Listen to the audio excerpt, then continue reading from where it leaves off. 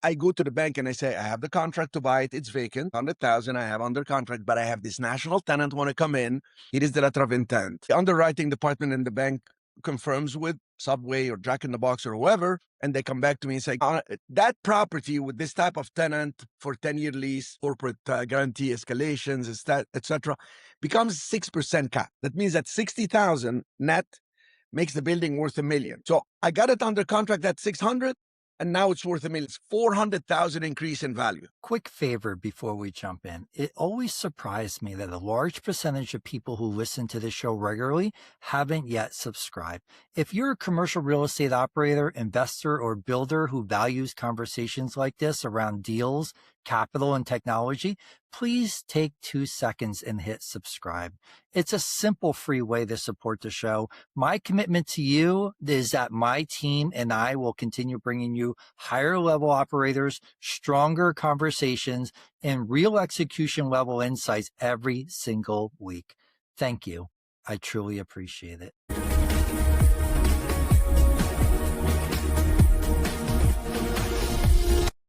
Welcome back to the AI Edge podcast. I'm your host, Luis Fernandez. This show is for builders, investors, and operators, the people making real decisions, moving capital, and building businesses in the real world. Today's guest is Cherif Medawar. Cherif is a commercial real estate investor, a fund manager, and educator with more than 35 years of experience in the industry.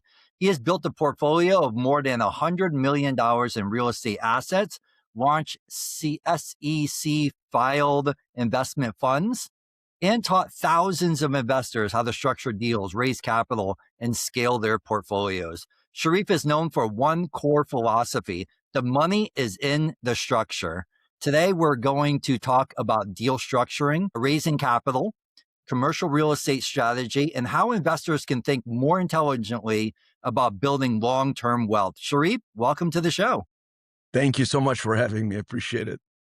Cherif, you've been in real estate for decades, but every investor has their first deal. Tell us about your first real estate deal and what it might have taught you.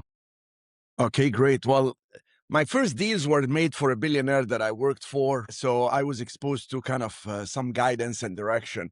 But my first deal on my own was in Solana Beach, California, North County, San Diego, whereby I found this ad for a duplex that was for sale, and it had no price, but the lady said, must sell immediately. Call me to set appointment. And the lady's name was Nicole, I remember. And I was excited. I saw it in the penny saver. There was no internet at the time. We're talking early 1989. So I actually called her, set up an appointment, and I was running a hotel. I was a general manager at the Del Mar Hilton. So I went to see her right there at her duplex, and I came in. I was very, very nervous to a point where when I knocked on the door, I forgot her name. When she opened the door, she said, "Hi, are you Cherif?" I said, "Yes, hi." I just walked in, and she said, "Let me show you. I'm so excited because I'm going to Europe. I have this job offer. The next door is rented, and this is downstairs, this is upstairs," and I'm following her. Very nice lady, very enthusiastic. And I said, "Oh, yeah." And then she was very quiet. She said, "Well, you're quiet. You don't like it?" I said, No, I love it. I love it. And then she said, so I said, "How much do you want?" And she said, "Well, I'm going to Europe, so I want 315. Well, the value was around 360, 380. So when she said 315, I thought she said 350. So I said, "What?" This is not going to be such a great deal. So I said, "Oh, what?" And she said, "If 315 is too much, we'll just go ahead and do 300,000. I just like, what? I had just flinched, and she took the 15,000. Her enthusiasm was amazing because she said that she's going to Europe, and that I guess at that time, the first 70,000 in income as a U.S. citizen working outside the country is tax-free. So it was a great package, a tax-free income and all this. And the duplex was a gift from her dad. So make a long story short, I just said, okay, great. And I got a loan from a bank called Home Fed Bank. I didn't have the big down payment. It was actually 5% down only because they had a NINA loan, no income, no asset verification. So I did the cash advance on my credit cards and I just put it in escrow and they gave me the loan. Then I went and I got what's called a Title I loan which is a government loan for 15 years. Got it to rehab the place and paid off the credit card with some of it. And the rest is history because I split it. I split it into 2 units and I sold each part separately as townhouses with 1,450 square feet each. I ended up with 156,000 net in my bank account. I went from less than 1,500 in the bank account cash to 156,000 on the first deal, literally less than 4 months later. Amazing. What surprised you the most about that? What surprised me the most is how like other people wouldn't see the same thing I've seen, and it was all based on three things: my knowledge of the business that I learned from the billionaire on a bigger scale. I just did it on a smaller scale. My ability to communicate with her in a way that she can relate to me and work it out. It wasn't threatening. It wasn't being too clever. It was just like, how about and what if? And, so first is my training helped me discover things, the actual communication, then the actual creativity. So really nothing stops people other than maybe training is not up to level, their communication skills are not good, or their actual creativity is not there. And it's all really based on experience and exposure and trying and testing. What a great question, though. What mistakes did you make early on? The mistakes I made is I would get too enthusiastic about deals before doing all the full due diligence. So I would look at just two, three things. For example, in residential, I just looked at what are the comparable sales. Oh, 500,000, around 500 this area. This person wants 400. I'm going for it. So I would think like I'm going to buy it at 4 and sell it at 5 without any work. But what ended up happening, the reason is 400 is not only the stressed seller, but there was a problem with the foundation. So I couldn't sell it at 500. I still made a lot of money, but it was like, okay, we have to allocate 30,000 for foundation. So now I'm going to make less money. So that was in residential. Just get too excited based on just a couple pieces of data that I could have made more if I would have paid attention, negotiate a little bit better. In commercial is I kept getting deals and underestimating the effort that it takes to get the deals to perform. For example, multi-units, apartment buildings. I would buy an apartment building and then realize it's like 6 units, not that big, but in Silicon Valley or in Southern California, it was very expensive, like maybe triple the prices in the Midwest and maybe double the East Coast prices because it was California. I would get them, and then immediately the tenants would start complaining to me, "Oh, you're the new owner. This furnace doesn't work." And I told the previous owner, "Oh, this carpet needs to be changed. Something is smelling over here. I had mold." And I said, "Okay, I am underestimating the effort it takes to run these. And even if I put a management company, I got to manage the management company." So I quickly changed my models into retail and hotels where actually I could make a lot of money. And the retail made me so wealthy in such short period of time. It was a life transformation for me. What mindset shift happens when it becomes your deal? I remembered the mind shift was I remember the billionaire Edmond Bessari that I worked for. You could see a picture of him and me when I was in my early 20s in front of one of his castles in France, Chateau de Madame de Pompadour. He said he was a genius. I mean, Harvard Business School called him the man with two brains, and he was a billionaire in the early 80s. Just imagine, I mean, you don't get there so, easy, but he was an amazing guy, and I was his right-hand man for 8 years.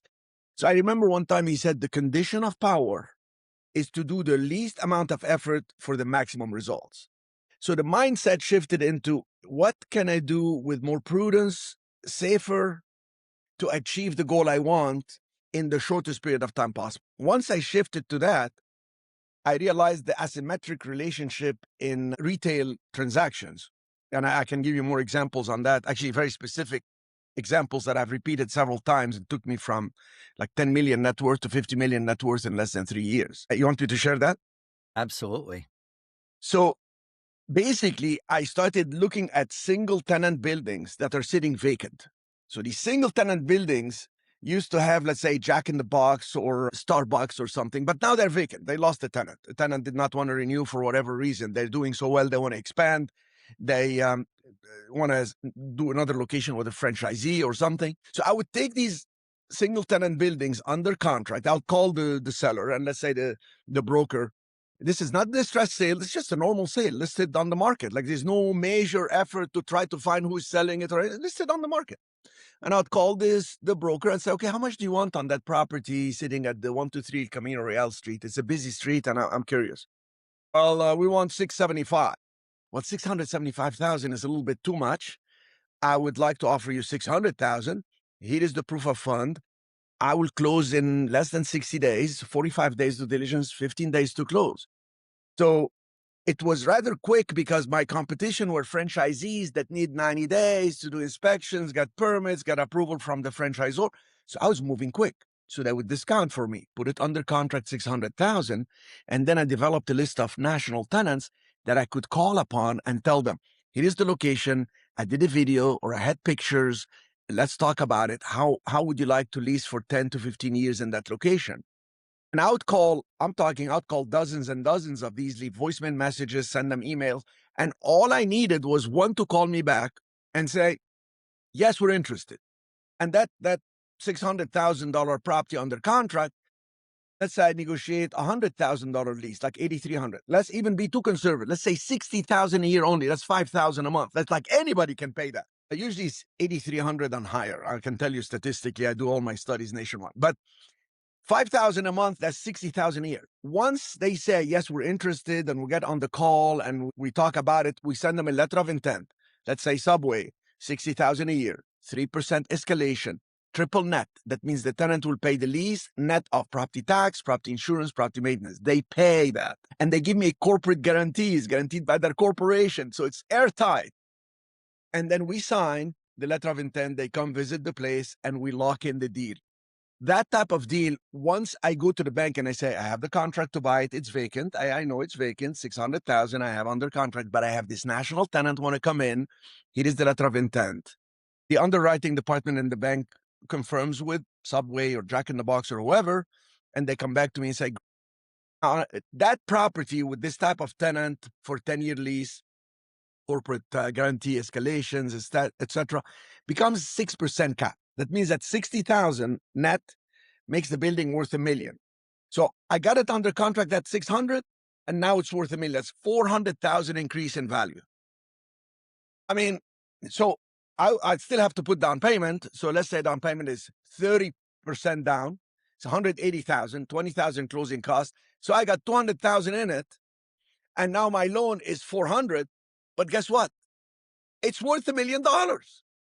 So I buy it, and it immediately starts cash flowing. And what happens is once we sign the lease, I go to the same lender, so I avoid the prepayment penalty, and I refinance, cash out all my money. So that 200,000 started working like $2 million because I would do one deal, second deal, third deal, and I'd have little cash flow from each property. Let's say 1,500, 2,000, because I had all my money out. But I had at that point endless streams of income with infinite rates of return because all my money was out. So quickly, the strategy just compounded on itself and made me make millions and millions upon millions. Then I went to Old San Juan, Puerto Rico, because there were a lot of tax benefits. It's a U.S. territory where the cruise ships arrive. And I started buying these single tenant buildings because I realized the cruise ships arrive. So there is traffic every day. That's new traffic. This is not like traffic from a 5-mile radius. This is every day. Per year, 2 million passengers come in. You have the local people. So I started buying. This is in 2003 now. So started buying, being big tenants downstairs, and sometimes there is an upstairs. I would make it short-term rentals. Even before Airbnb, I used to do exchange homes with Europe and travel. And I became the largest owner of historic property. You can actually see my inventory at crepr.com. That's my $100 million personal portfolio there. So it just grew on itself, and it's a lot simpler because these type of tenants, there is nothing to manage. They're paying me, they're paying the property tax, property insurance, and they will only talk to me 6 months before the lease expires. When they say something like, okay, we're either going to renew or we're going to leave. If we renew, how much is going to be the rent? Then I jack it back up because there is inflation. And I say, look, you're already in, you don't have to pay new tenant improvement or new whatever, and I make a deal with them. That's the simplest way for me to explain it. And may I add to it? I get too excited. I actually started an education company 25 years. Well, it was in 1998, January 6, 1998, my first educational event. So it's been, 20 some years, 25 years, something like this. So 8 years ago, I started thinking, okay, I have enough money. I have all this going on. how can I work with my students to make it a win-win? Because I would train people to go find these and all this, and they would tell me, I don't have the proof of funds. They didn't take me seriously. They wanted an all-cash offer so they can give me the discount. Or I don't know what tenants to call. So I prepared like my real estate fund. I put my proof of fund, several millions with credit lines with the banks also. I started training people. I said, okay, you come in, you get trained by me. You go find these properties in Kansas, in Miami, and wherever it is. Doesn't matter to me because it's triple net. And this is what you tell the broker. You show them my proof of fund. You say that you're working with me. They can verify by email or on call. And then here is a tenant list. I provided the 4,500 national tenants and say, when you contact them and you email them, all we need is one ready to talk. Send it to me. I'll go on a Zoom call. We used to go on Skype before Zoom, by the way. We'll go on a Zoom call and I will discuss the letter of intent on a deal that's 600,000 that we negotiated to be worth $1 million because of the tenant coming in. I will give you on the upside 10% from the purchase contract price to we know the formula is the 6% cap. You will get $40,000. And if they sign 15-year lease, which has been happening since 2023, I say, we're going to give you 25% of the upside because we can sell them for top dollars. That means on a 400,000 increase 100,000. And if you call people for 45 days, you call tenants and nobody calls you back, if you put 5,000 earnest money deposit, you get it refunded back. So there is no downside, but a huge upside. I went off on a tangent here because it truly transformed my life. I became the largest owner there in Old San Juan because it's an inventory of properties that are historic. So they are very desirable. We convert them all now to Airbnb through the years. Actually, it was right before COVID. So during COVID, we're still converting into Airbnb. And people thought I was crazy, but I figured, okay, COVID is not going to continue forever. Everybody was very pessimistic, but I said, okay, well, I can't just sit. And when COVID finished, 2021 was one of the best for tourism. Look at now in 2026, look at tourism, what's going on. The same rooms that were selling at 250 are selling at 550 and sold out. So it's all good. Cherif, I know you don't want to give away your trade secrets, but how are you able to source these vacant single tenant properties? Well, believe it or not, it's the easiest thing to find. I mean, I challenge you today, Louis, take your car. When you're going to lunch or go pick up the kids or do something, you drive, look around, you're going to see one vacant. And now you're not going to see a vacant building, you're going to see dollar signs because you can put it under contract, start smiling and dialing. So the easiest part is, I tell people when I train them, okay, so I tell them, the easiest part is going to be to find the building. It's in your backyard or it's listed online. Number two, you have to do certain analysis. So I train people 16 criteria for the ideal building. This is very important. And that will tell you what value the building is. They want 750. Now it's only worth 625. Pay between 625 650. Well, how do we know that? And then so I train them on that. So when you talk to the broker, it's very simple. I'm interested in buying. Would you represent me? And then show them the proof of funds. It's my proof of fund. So you're going to make your offer and or my company. So that's how it ties us up together. So the broker, if they want to verify anything, they can see me online. They can see what we do, etc. So they say, okay, done deal. Then they just call the national tenant. There is a script. There is a video that they send. There is a very specific follow-up that they send me on email and I approve it. They start smiling and dialing. And all we need is when a tenant calls us. So the hard part is, are you going to follow up on talking to the tenants? That's the hard part. Because I tried to do the program with brokers, but I found brokers aren't interested in leasing. They actually wants to sell. They want to go call people that want to sell building to put their signage. They didn't want to do these assignments and make a lot more money than they make in commissions. So that's why I created the program. And then people usually do the first deal with me. They see it. They watch me negotiate the LOI on Zoom. It's recorded. And then they get the assignment fee. We've had assignment fees as much as 200,000. They can say I have over 1,000 video success stories on YouTube. This is decades of training people and making them money. So they could see that on YouTube. But the thing is, what ends up happening after they do the first assignment to me, they say, wait a minute, I have the experience and I have money and I have the tenant list and I have proof of funds now. Then they do the second and third deal by themselves, etc. And that's when they come back to me and say, can you set me up with a real estate fund? And then we created a program. When was it? In 2000, 2010, we started helping people set up real estate funds, not real estate syndication where you take one asset only, real estate fund, where it's one structure for life and you can buy buildings, sell buildings, buy notes, tax liens, one structure. Yeah, That's amazing. So, for the audience that doesn't understand, usually commercial, the difference between commercial and residential is that commercial, you're buying a business and it's based on what can that business produce for you in numbers. When you're buying a vacant commercial property, how are you able to evaluate that? There's no way of underwriting the ROI or anything of that. exactly. Are you using comps like you would with a single family home? Yes. So what we do is we have the brokers cooperate with us to tell us what the rent would be, what should we expect. I train the people to have an eye for it. I give you an example. When I used to train my kids when they were very young, I would take them to the mall and I'll take them to the food court, for instance. Say, okay, look how all the food court, all the tenants are together next to each other. And they'll be like, I remember my daughter, she was very young. Yeah, but why? We had to walk all the way. I was hungry. Why don't they put like a Taco Bell over here or a McDonald's over there? Why do we have to walk? So I explained to her so that the people can walk in front of all these stores, go upstairs, walk in front of other stores because they're going to be hungry sooner or later. But look at who is next to whom and look at the retailers and who is Juicy Couture. That's a new company. Let's go talk to them and find out who they are. And talking to them, we found out it's a Liz Claiborne division. So what happened is you actually develop an eye for, I found this building. Let me see, who are the neighboring tenants? There is Starbucks, there's Dunkin' Donuts. What's missing is Jamba Juice. Jamba Juice will jump on this because that's who they like to cluster with. In my national tenant list, it gives them the name of the tenants, the square footage they want, who they like as neighboring tenants, what state they're growing in. It costs me a lot of money to keep that updated and all this, but it's very important. It's not hard to find the single tenant buildings. It's not hard to talk to the broker when you have proof of funds for cash. What's hard is to call the tenants, leave the message, send them the email, do the follow up, and all this.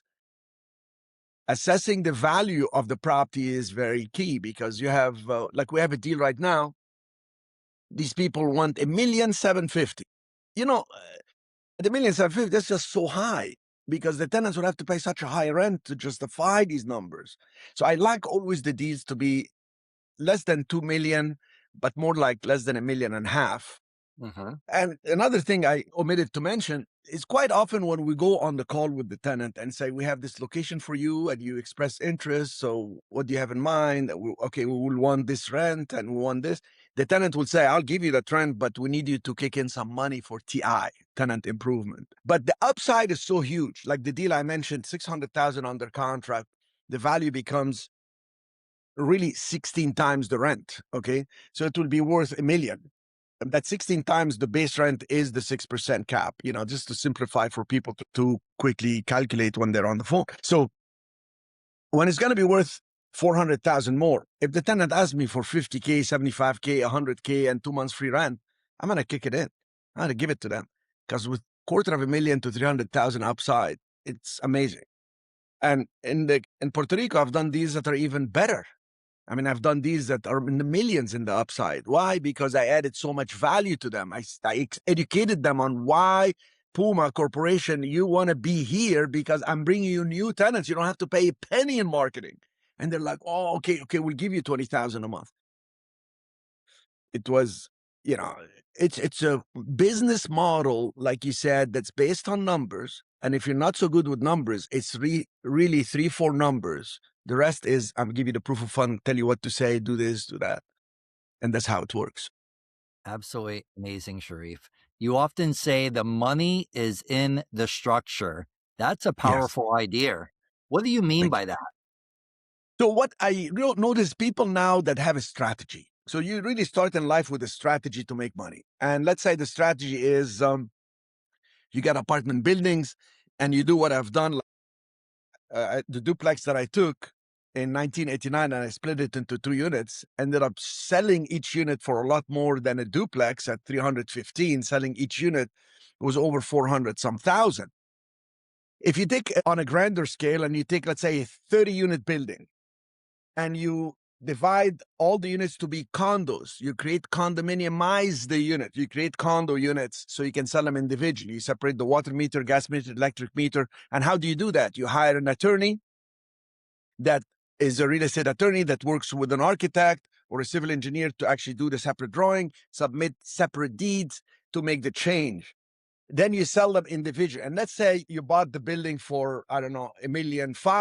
Now you separated all your units and now it's worth 2.1 million. And now you can sell maybe the upstairs, maybe you can sell 20 units of the 30 units and keep 10 free and clear. And you say, oh my God, I can do that again. I can do it so many times. So what do? You get one more building and then you say, I run out of money. So I need to raise more money. So then you don't have a structure, you just have a strategy. Look what's going to happen. Now you're going to go talk to a friend, a neighbor, a colleague at work or something. And each person is going to tell you something. Well, I would like 10% on my money. Oh, no, I would like 6%. I'm very conservative, but just pay my IRA. The other person, I want to be 50-50 with you. You don't have a structure.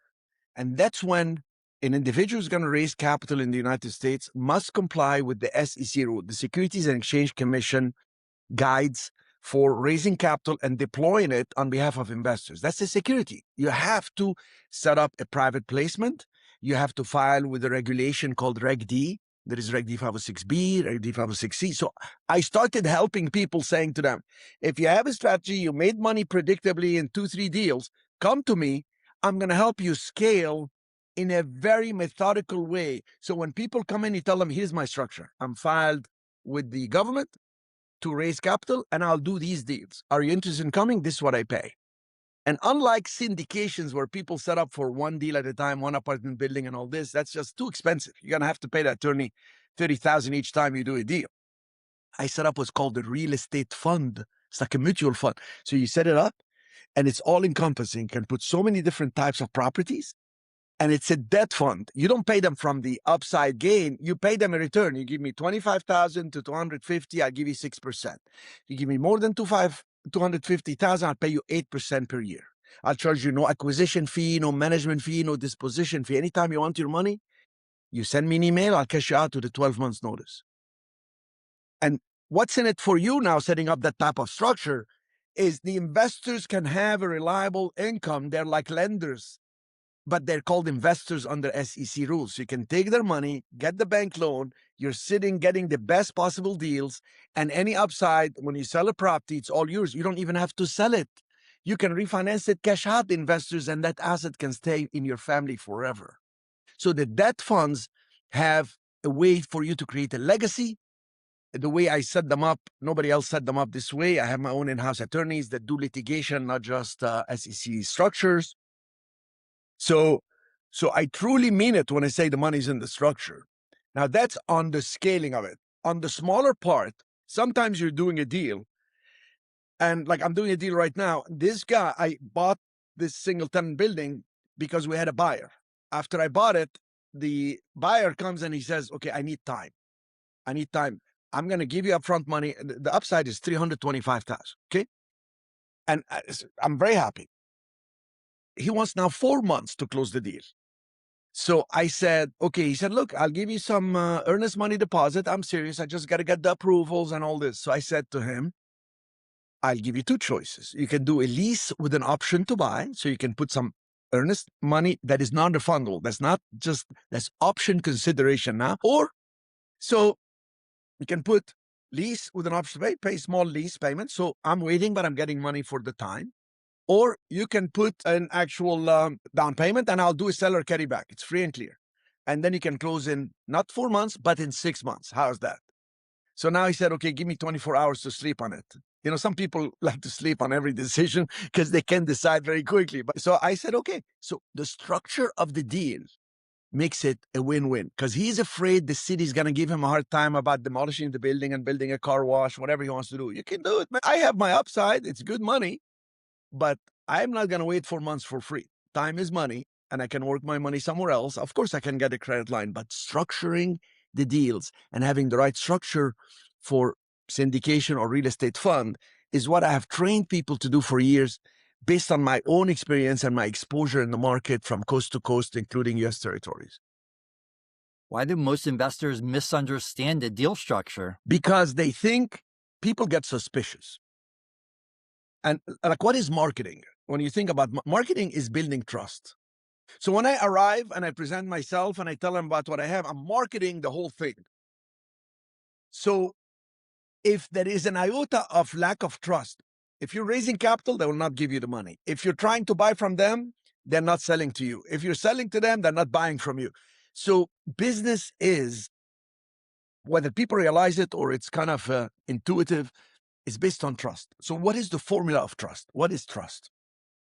Trust basically is based on 5 things that you can predict what's going to happen and see. First of all, you have to have some time with the person. The time shows you the gap between what they say, what they think, how they feel, and what they do. Because they're saying one thing, but his whole body language is not, aligned with what he's saying. He's like, yeah, I like it, but I don't know because, and then they're hesitant. Okay, what are they doing? Are they showing me proof of funds? Are they actually going to see the building, or is this a conversation on the phone or on Zoom? So, time to understand, and that time could be shortcut right away when a person comes says, "I'd like to see the building." Okay, let's meet in person, or let's get on a Zoom. Here's my offer. They go right into it. So, time to get to know them to know you, and then the other thing is the relationship. What are the roles, the rules, and the dynamics between the parties? If I'm talking to a broker, he is not the principal or she is not the principal. They are representing somebody else. So I say, why don't we get the principal on the phone? No, he's too busy or she's too busy. They don't want to be. So, and I now have to understand the relationship. And then I realize, oh, wait a minute, this broker is anxious to make the deal happen because he's going to lose the relationship with the client because they can't find the type of property he wants, but I have that. So understanding the relationship and what they represent, what they want is very important. The third thing is understanding. Do they understand what I'm saying? Am I understanding what their goal is and all this? So the formula of understanding is, do we have an agreement on reality? Like if I'm saying this property is worth $1.2 million, but they say, no, it's not worth more than 800K. Okay, well, we don't have agreement. This is like you telling me this is a chair, and I say, Louis, this is a table. If we don't have an agreement on reality, how do we have any understanding? As soon as we have an agreement on reality, like, yes, you're right, the property will need rehab. Yes, you're right, the property will need some demolition, and that's going to cost money. See, now we have an agreement on reality. As soon as we do, we have affinity. I like him, he likes me, she likes me, I like her. We're able to communicate. So now we have good communication, agreement on reality, and affinity. We have the triangle of understanding to be able to now come to a conclusion. Time, relationship, understanding. The next thing is going to be a safety factor. Do I feel safe doing the deal with these guys? Like I was doing a deal and I'm not going to do it anymore. These people wanted to give me a letter of credit on, this is a package of $70 million. They said, we're going to give you a letter of credit. And I said, who is the letter of credit coming from? What bank? Because I'm going to carry finance. Oh, this bank. I'm not going to say the name of the bank. I went to look up the bank. It's not licensed in New York. I had to dig deep in AI to find out the original guy that set up the bank is in jail for 10 years for embezzling 150 million. So they're using that bank that sells a letter of credits of absolute fraud. They're trying to defraud me. I have 2 attorneys and the bank on a conference call, and I realize all what's happening. I just gotten this info. So it's not safe to do this. Even if it was their mistake, it's not safe to deal with idiots that didn't check who's going to give them a letter of credit. So is there predictability, consistency, due diligence to be able to build that trust? And finally, if you have the actual time to know them, the relationship, the understanding, the safety factor, the final thing is I like to look at the tone of emotion.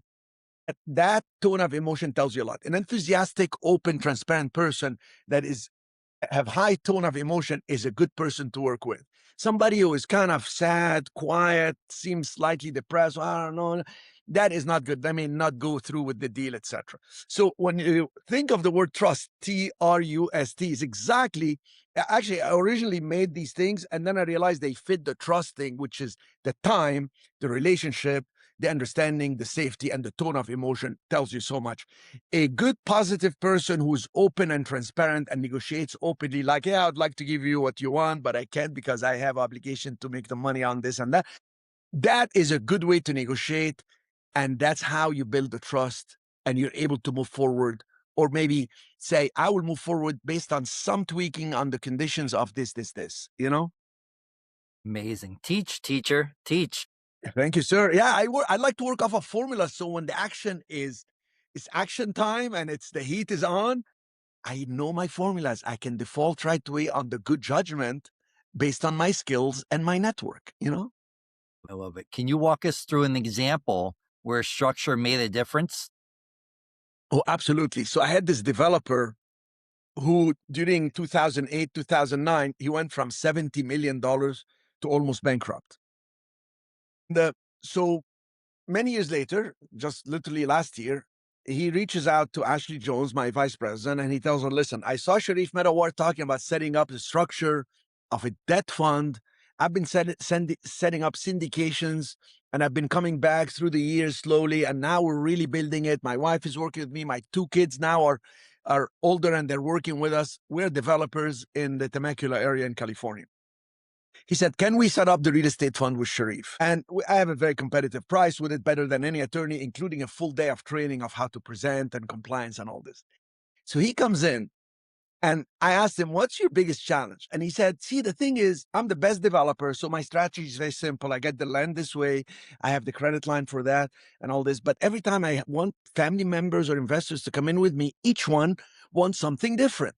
So just my bookkeeper and CPA to keep track of what we have offered each one is a nightmare. And then last deal, I offered so much because I was so anxious to do the deal that I ended up working for them and making so little. And when he said the money's in the structure, I got excited. I came here to understand more if I got it right. I can create a structure with 3 class of shares. So this is what I set up for him. I said, class B shares will be the minimum people would invest with you, 25,000. Now, after they invest the first unit, they can invest fractional of units. So 25,000 to 249,000, you pay them 6% fixed per year. You pay twice a year, February 28th, August 31st. Class A shares is people will buy 10 units. That means 250,000 minimum. Plus, they want to invest that money with you. It's like a loan. You'll pay them 8% a year. That's 4% on February 28th, 4% August 31st.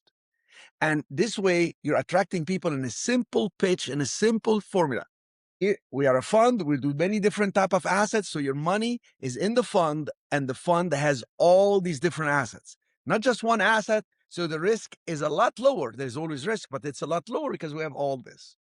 And then we create what's called the hybrid structure. Class C shares will be at the discretion of the fund manager. So if somebody comes in and says, how soon can I cash out if I change my mind? Do I have to wait 5 years like syndications on average? No. You can cash out with a 12 months notice because we're an open-ended fund. But if you put more money, the person says, yeah, I'd like to make more than 8%. What if I give you $1 million or 750,000? If you give me more money and you commit to, let's say, 5 years, I'll give you 10% or 12% annual rate of return, not internal rate of return that gets adjusted based on taxes and how long they held them. Like true return. You give me that money, I will not pay you any cash flow. You wait till year 3, and then I'll give you, let's say, 10% per year. So you'll make 30% on your money. We'll put you class C because that's a special class of share at our discretion. So I set up a structure approved by the SEC that is Reg D 506C. That means they can publicly solicit now and they can get the money, and people have to fit in within that structure. They can't come and say, can I be your partner 50-50? Can I give you that? Can I do that? I'm filed with the SEC. Here is my website because we give them a website because it's very regulated with the compliance. So we give them everything as one package for like 25,000. We do it all. And then they go out there, they have the link to the SEC. It shows their Reg D file for $100 million. Anybody we set them up that have some experience. So their strategy goes into a structure. And then all of a sudden they attract. They don't pursue anymore. They go to a real estate fund presentations. They can talk about what they have. They go to investment clubs. They go to a cocktail party. Hey, I raise capital. This is what I do. Oh yeah, let me show you. Let me show you a little video. So the whole thing is kind of automated, and the structure is what helps them get there.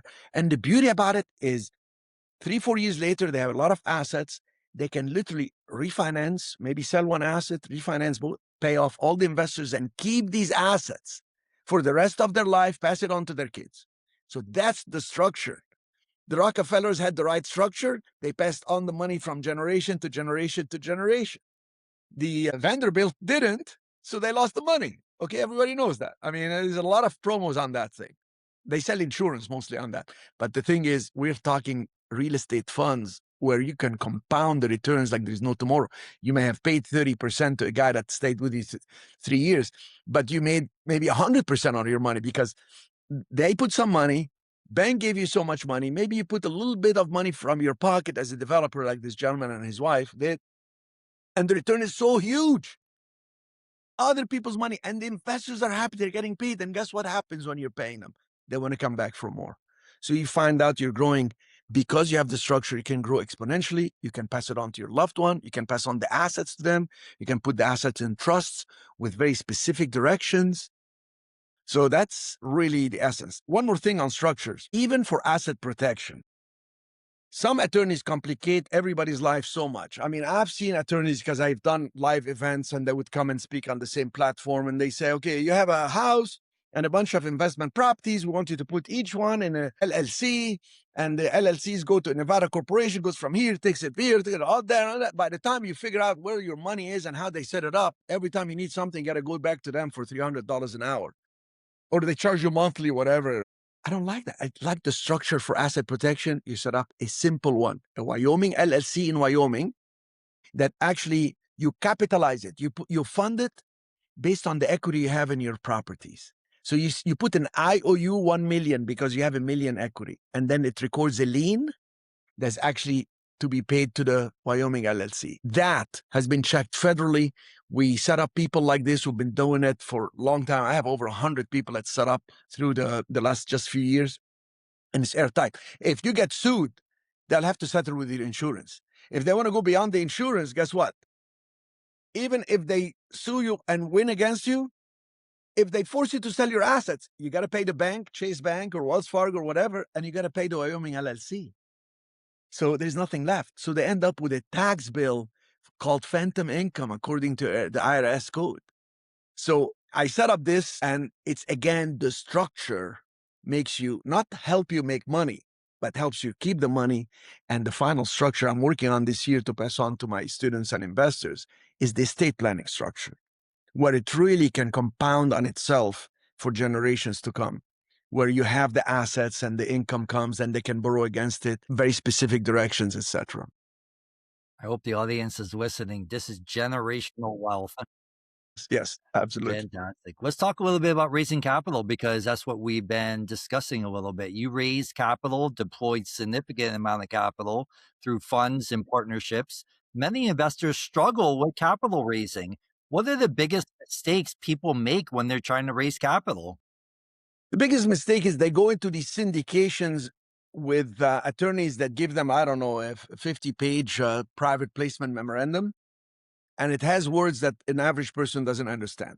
You know, we talked about understanding for trust. They say, okay, we're going to pay a pref. They want to act like geniuses. We're going to pay a pref of 6%. What's a pref? The person sitting looking at each other. I mean, I go to these events and the guy is talking, is like speaking a different language. So you should say the preferred return. So the first 6% of the building, income we're going to give you. After that, the next tranche of income will be shared 50-50 with the fund managers, with us, or with the syndicator sponsors, So it's the lingo. And then they say, okay, after a certain amount, we have a waterfall. So after a certain amount, whatever extra, we're going to divide this. So they use words like pref, waterfall, or you ask the person presenting, okay, so you're a syndicator, what's an IRR? How do you calculate it? They're lost. I've seen guys and ladies presenting, and you ask them, so what structure do you have? What regulation are you under? And they're like, I'll have to talk to my attorney because it's very regulated, and they default to the attorney. It's simple. You're either Reg D506B, Reg D506C, you're a Reg A+, or you're crowdfund. I mean, like, it's just not like major mystery. But most of them, they go to a lawyer. I need to raise money for this, and here are the numbers. Put it in a legalese and file with the SEC so I can go. And then they say, oh, I'm approved by the SEC. SEC does not approve these things. You just file with them. You don't even register. These are private funds. Of course, okay, I'm an educator, so I have in-house attorneys who chat about this almost every day, and we know all the updates, the nuances of it. But they make a big mistake. You cannot raise money if you don't know what you're talking about. If you're just going to talk about the deal, you just educated them on deals, they're going to go maybe find a deal. So you got to explain to them how it works legally that protects them, and how you're doing the best possible to make the best deal with the cash flow. And what if something goes wrong? You got to explain all these things. So that's number one. Number two, of course, the marketing is very hard because people don't know what to put on social media. So it should be the easiest thing is to market right now because they think, okay, what content should I give? If I talk too much about the property, but I haven't bought it, if I don't close, it's going to go from my hands to somebody else. Well, you know how to do social media? Social media should not be what's the content only. It should be let me document what I do. So I take my phone and I say, hi, I'm right here in front of, 123 El Camino Real, and I just got this property under contract. And let me go and show you what we're doing. Now we're changing this unit to this. We're going to separate the parking lot here. We're going to sell this part. So now you're documenting and okay, I'm going into a meeting with the attorneys to talk about this. I'm in the meeting. I take a picture. Hey guys, smile. And that's how you start marketing. Then somebody interested will say, okay, I say at the end, if you want to see when we're going to finish this, it's going to be in the next 5 weeks. Just subscribe, send me an info if you want to see about our real estate funds, how to invest. I'm not soliciting right here, right now, even though you could with the Reg D560. You just tell them, if you want a video about how we do that stuff, I have the fund and I'll explain to you. And then people click and you get a bunch of people in the funnel by saying 3 simple things. Here's what we do. Here's what's in it for you. Here's what you should do about it. Here's what we do, real estate investing. What's in it for you? You can invest passively with us or come in and learn, invest side by side. I'm happy to show you if you're open to the world. Some people are just afraid to talk. Number 3 is here's what you should do about it. If you want to see how we set up our fund and you want to join us, click below. I'll send you a video. And if it makes sense for you and you're accredited, you'll know what that means. The video is 14 minutes. You will be able to join us and contact my AVP or something. If you want to do it on your own, I'll tell you who you can go to learn and do that stuff. Eventually, when they go see how long it takes and all this, they say, let me just invest with you. I'm too busy as a software engineer or whatever. So that's the biggest challenge. They don't do it the right way. They're not consistent. They don't do follow-ups. The third one mistake is they over exaggerate. I give always the example of this person came to do the training with me and he said, I want to say I have $10 million of properties on my own. And that's why, and I said, wait, I calculated what you have here. It's 7 million. Why are you saying 10? Because I want to look bigger because I'm competing with big. I said, no, you have to tell the truth. This is SEC stuff. This is not buyers beware. This is full disclosure. What if the SEC does a nice administrative audit with you and say, well, how did you come up with 10 when your assets were appraised at 7 million or slightly less? So people over exaggerate. Oh, we can give you today, as I was ready to talk to you, I was looking at your videos and then an ad popped up. Will pay you 18% internal rate of return. So you take that, you plug it into AI, for instance, and it would say, nobody paid 18% returns. They can, this is targeted returns. Good luck. It's like, so why would they exaggerate? So because they're buying a big building and they want to make the 3% acquisition fee, 4% acquisition fee, that's a recipe for disaster. I mean, some of the biggest players exaggerated because people get so excited to raise capital, they over-exaggerate and overestimate and then make it like it's no risk and all this. Saying the wrong words like no risk, fully secured, guaranteed, SEC will jump on that person and will just suspend them or fine them or cancel their fund. We have syndications, we have funds, and we have joint ventures. When does each structure make sense? Okay, so when you think of the lowest level is a person doing business by themselves. So you go by yourself and you have some knowledge, you're willing to take action, and you have some network, maybe the contractor and the banker and whatever. After 1, 2 Ds, you realize, oh my God, I'm limited. I'm one person. I have only 1 unit of time, 1 unit of knowledge, 1 unit of credit, and I'm getting constrained. I can grow so much bigger if I have a bigger structure. So you go into a partnership with somebody. Usually a partnership is one person has the experience, one has the money. A year later, the one with the money has experience and the one with experience has the money. So they start fighting. No, I don't want to do this. No. Too much money will make people fight. Losses will make people fight. So not the best. So you go into a joint venture, which is better. Joint venture is more like entity with entity. So what's the best way to do it? Is maybe you can create a syndication. So a syndication will be an individual or maybe 2 partners now. At that point, they have the obligation to work together because a syndication is I'm going to get one asset. I'm going to group a bunch of investors together to give me the money. and we're going to go in it. Usually it's an equity syndication. That means you're going to, on the money you raise and the deal you're making, let's say it's a $5 million deal, you're going to make 3% acquisition fee. So you're going to tell the investors, we're buying it for this. I need to raise a little bit more money for capital reserves. I need to have a 3% acquisition fee. So I found the deal, so I want to get paid.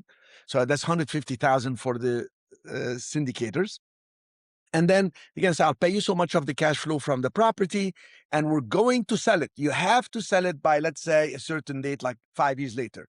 And from the upside, you give them 70 or 80%. That means from the gain, let's say you're going to make $1 million at the end net, you're going to give them 700 or 800,000, you'll make 200,000 at the end. So that's actually a syndication, which is a very good structure because now investors put money in it, but you're rushed. Why? You have to close within 90 days or less. You have to make sure everything goes right. Your plans, your banks, all that stuff got to make sense and make it happen. And if you run short of capital because there was a hurricane, you lost the roof, and the insurance want to only cover so much, you have to go and do a capital call. That means you have to go back to them and say, okay, I need to raise more money. If somebody want to cash out before, you say, no, we told you in the private placement, it's a syndication, approximately 5 years. We haven't the gain hasn't materialized yet. And God forbid you can sell in 5 years, you have to tell them, hey, we're going to have to wait another year because there is COVID, there is war, there is interest rate that increase, the tenants are not leaving, we have disputes. It's very, you have to really know what you're doing. That's a good structure, though. It's a very good structure to get people together and deploy their capital. Helps you grow, helps them grow. You can do some phenomenal deals. The best, the ultimate one is a real estate fund. A real estate fund is when you create a structure whereby you don't buy just one deal. You can say, like the way I set it up for people is I do what's called an all-encompassing structure. So I put, you can buy, you can develop, you can sell, you can do tax liens, tax deeds, you can sell, carry notes, you can buy notes at a discount, you can do 12 different type of commercial, you can do it in the US and US territories.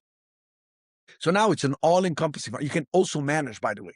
So if you have already your properties, you can create an agreement between your fund with your properties. You can manage your own properties. You can shift ownership and cash yourself out to go buy some more properties and then raise money, cash yourself out again. We put all the disclosures for conflict of interest. So with a structure like a real estate fund, it doesn't expire within 5 years. It's up and running till they ask to cash out or you decide to cash them out.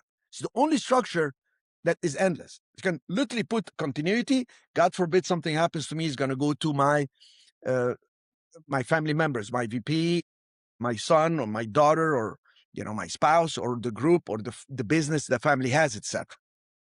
Number one. Number two, you can specifically say, here's what I pay. There's no upside. The upside is yours. This is what I pay you. You put more money, I'll pay you more with the Class C shares. I created 3 classes of shares, the hybrid one. And then you can also take IRA money and self-directed money. You can be flexible. If people want to cash out, you can cash them out with a 12 months notice. You have 5 ways to cash out people in this. 5 ways. 1, you can borrow against the property. 2, you can refinance the property. 3, you can sell one of the properties. 4, you can put your own money in the fund to cash them out. And 5, you can go raise money from Joe to cash out Susie. Well, you can do that in a syndication. You can do that in an equity structure fund because that's a Ponzi scheme then. But in a debt fund, SEC said, you have the assets, somebody want to cash out, and you have that flexibility. It's like you're taking money from Chase to refinance and pay off Wells Fargo. We're perfectly fine with it. So the investors are attracted to the simplicity and the power of compounding. If they're getting paid 8% a year, instead of actually 4% on February 28th, 4% on August 31st getting cash out, they can elect on the subscription agreement, I'd like to compound my return, reinvest it. 8%, true 8% per year, reinvested semi-annually in 10 years is 12% annual rate of return. That's better than 18% IRR. Why? Because that's just how it works. Do the compounding calculator, and you as an investor, fund manager, you're able to make so much more money when you don't have to actually do the payouts if you know what you're doing. And I'm assuming somebody had a good strategy, so they're creating the structure. So really, you work your way up from I'm working alone to partnerships, and then partnerships can only go so far. It's almost always a problem. Joint venture now can come in. Your real estate fund can do a joint venture with a syndication. Your real estate fund can do another joint venture. So what happened is when I created real estate funds for people, help them set up, something magical happened, which I didn't know, is suddenly I got calls in the office saying, okay, I just sold the property and we have 700,000 cash, but we can't find any good deals, let's say in Southern California right now. Do you have anybody else, Cherif, in your database, good fund managers that we can deploy with them as a joint venture, 700,000? I'm like, oh my God, I just set up Nicole over here with John and they're doing this deal. Let me put you guys in touch. And then they can do a joint venture. Joint venture is an entity with an entity. So we set up now all the real estate funds with that. We're even adding a bonus thing that says that when tokenization happens, the real estate fund can easily get involved in that because it's going to happen in the next few years. It's going to be very complicated, but it's going to happen. Incredible. You're invested Thank you. across multiple asset types. From your perspective, Cherif, what makes commercial real estate such a powerful wealth vehicle? What makes it so powerful is really the power of leverage if it's done right. First of all, you don't want to over leverage because nothing can get you out of the game worse than, like they say, liquor and leverage, right? So you don't want to be drunk, and you don't want to be drunk on your power or on your leverage, and you don't want to not calculate things based on the downside of the market. Always calculate what's the worst case scenario. The stress test is, what if the vacancy is 30% on that apartment building? What if my storage facility, I have to rehab and do this and that, etc. So the key thing is to structure things right from the get-go so you're able to sustain and grow from that point. So the other thing is the leverage I want to talk about is in two ways.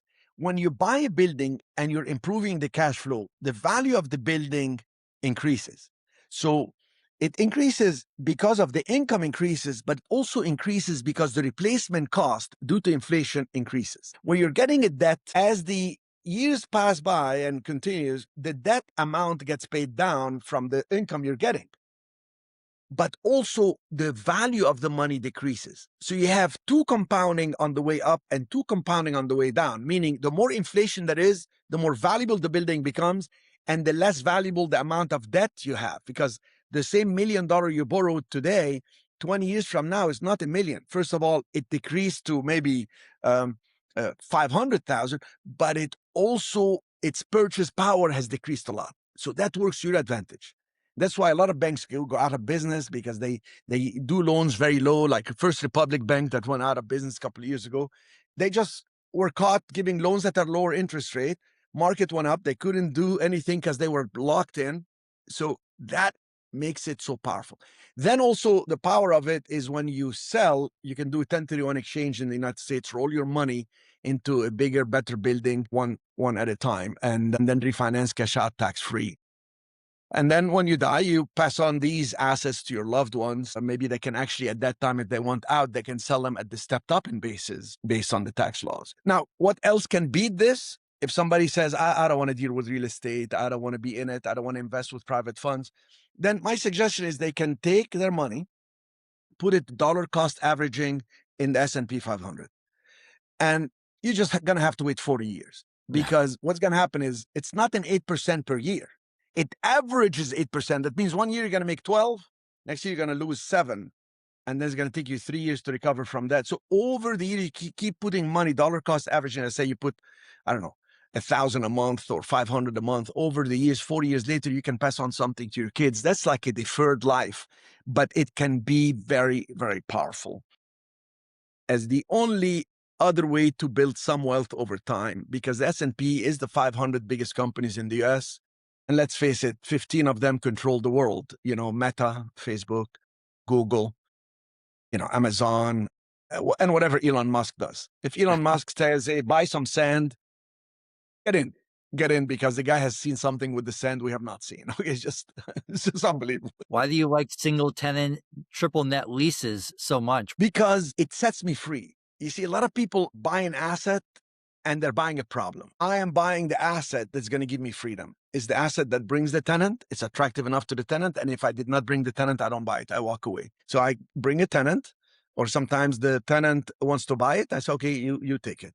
And this way, I'm able to have the assets cash flowing Now, in Puerto Rico, I have a team in the office. I have an amazing team. I have the same attorney for almost 15 years now. I have a CPA that's in-house. I have great team, a property manager who's a family member. So what happens is, because it requires some management, because I have a hotel, I have some units, apartment building, I have Airbnb operation, and the triple net buildings, there is an operation. I have the team. So the communication lines are terminated. It's called communication lines and terminals. They terminate and don't come to me. There's no bottlenecking. I can be traveling. It can be, like here I am. I'm in my house here in California. So I could be sitting here. I just came from Puerto Rico. Actually, I'm going to be here for a couple of days, and I'm going back. I can go on a cruise, and it's freedom. When I started early on and was involved in apartment buildings, it was the closest thing to a nightmare possible. I'm just telling you, okay? Like, so do I still buy apartment buildings? I buy them to flip them. Like, it's like a hot potato. Like, I'm gonna get burned. So, but the triple net, yes, I will hold them, and I'll make the most out of it through years of holding. Why does location and tenant quality matter? So, location is your safety factor. Okay. So if you look at the formula that you should work, number one is safety. The safety comes from the location, the trend, and the purchase price, and how it attracts not just the tenants, but the banks that want to loan me. So safety factor has to do with location. Because some locations are good because the tenant is here, but once that tenant leaves, that location is not going to be so good. But you buy a hotel next to LAX, LAX is not going anywhere. Okay, you buy a hotel next to Disney World, Disneyland. These are destinations. You know where the driver of business is. So safety. Number two is cash flow or cash out. I'm rehabbing this property to cash out. Okay, good. That's a very important thing. When, how long is it going to take me? How much? What's the cash out predicted to be? Okay, good. I'm buying it for cash flow. How quickly can that tenant start paying me the rent? I give them 2 months free. They're going to give me corporate guarantee. Okay, beautiful. So the corporate guarantee, I have safety and I have cash flow. So now I have the two most important things. Number three is what I call liquidity. Liquidity. Can I borrow against it? Can I get a credit line? Can I have a real estate fund and have investors interested in that type of asset looking at it? Can I actually sell it? Worst case scenario. So that's the next thing is liquidity. Then number four thing is reserves. How much can I keep on the side? Can I pay part of the buildings like it's a building divided into 3 deeds and buying it as a pack? Can I pay one off and get a credit line? So that reserves helps you on a dark day. It helps you to jump on another opportunity. And like I remember I was trying to buy this house. We're doing rehab on a house in San Francisco, and they said they wanted to sell our home 4.8 million. But I could rehab it and sell it for like 9 million. Oof. But I didn't have a lot of money, but I had some reserves. And the reserves were like 300,000. So I asked the broker to tour, and I told the lady, we clicked right away because she was very difficult, but we clicked because she had a picture of Ashley Judd on the refrigerator. And I said, "Oh, Ashley Judd is my favorite." She said, "Really?" I said, "Yeah." She said, "It's my niece." So boom, we clicked. Talk about agreement on reality. She's my favorite niece. And she started talking. Then I noticed on the kitchen counter some medicine, and she said, "Look, I take a lot of medicine right now. My husband passed away. That's why I'm selling." I said, "I'm so sorry. Do you need time?" And she said, "Yeah, but I want to lock in a sale. Can you buy now and leave me in the house?" I said, "How about this? I give you $250,000 non-refundable, and you can stay here 3 to 4 months." She said, "Oh, that's great. Give me 90 days." So I did an option, 250,000 release for her. So she has the money. She knows I'm not going to go away. And it gave me time to sell another building, got the cash, put the down payment, and bought that building. So having that liquidity helps you make deals, helps you in a dark day when you get delayed on a transaction or something. So you have safety, cash flow, liquidity, reserve. Number five is you have to have what I call plan B, plan C, plan D. Don't say, "Oh, I'm just going to rehab it and sell it." Well, if I can't sell it, I'm going to divide it and put two different tenants. I'm going to rent upstairs. I'll divide the deed upstairs, sell it separately. Then it will be easier to sell, keep the rest. See, that there's other plans. And other than that is the whole concept of safety and location It's just they go so hand in hand because it feeds right into the cash flow and the continuity, sustainability of what you're having. Absolutely amazing. Let's talk about market conditions. All right. Let's talk about today's market. Interest rates, inflation, capital Yeah. markets have changed a lot in the last few years. From your Yes. perspective, where are the opportunities in commercial real estate today? Okay, so I try not to get caught with the disasters that can happen in the market. So we know the market has the ebbs and flows. Look at San Francisco, July 2024, the market in San Francisco collapsed. I mean, you cannot, no matter what I tell you, you cannot imagine it unless you were there. It's like somebody turned the light off. Big tenants left, crimes in the streets, people break into cars to steal stuff. All big tenants want to leave. All big corporations were leaving. Whole Food store in San Francisco they said we had 370 calls to the police. That's more than a call per day. We need out. And they left. Macy's, that has been downtown on Market Street for years, well known to go there for Christmas. It was an event for families. Gone. Everybody gone. Now with AI, things are starting to come back, but you had from July 2024 to literally January or so 2026, really bad. You couldn't give away property. So to predict certain things like this, you have to be almost a fortune teller. Okay, it's just very hard. So what do? I try my best to stay in places like the retail tenant, where I only buy the building. It's under contract. If the interest rate is high, interest rate is low, it's going to adjust the price. So when I make my offer, there is a formula. How much is going to pay the bank? How much am I going to get in rent? Will I be able to pay both? Okay, good. Then I'm going to make the offer. I call the national tenants. Good market, bad market. Let me ask you this. Do people eat all the time? Yes. So I'm going to go after QSR, quick service restaurants, because they did well even during COVID. So I want something with a drive through. There are 16 criteria. There is certain traffic by the street. And then I get the property under contract. I attract a national tenant. That national tenant, let's say, I don't know, Chick-fil-A. Guess what? They love the location. They don't care. They want to be in. Economy is bad. There is war. People still need to eat. I want in. I'll give you the corporate guarantee, the triple net. Then I buy it. If I have all cash, I may buy it all cash and then see. I can go get a bank loan or credit line, either or. Because banks will continue loaning because that's that business model in the US. As a matter of fact, that's what makes the US so incredible, where a poor person can come in, become very rich. Try to do that in Mexico. They're loaning at 15, 16%. Try to do that in the Middle East. Try to do that in Europe. Impossible. Impossible. But the US has a structure that is, bar none, the best. So now the economy is good, the interest rate goes up and all this because the economy is not, there's just like too much inflation. I have my lease, I have my loan, and the debt keeps getting paid down and the rent keeps increasing. Now, what happens 5 years later? Usually they give you loans like 20 to 25 years, due in 5. 5 years later, I'm paying down the debt. The tenant is still here. So they tell me, okay, we're going to renew your loan. Boom, they increase again. I shop for the loan. Or maybe when I put the tenant, I sell.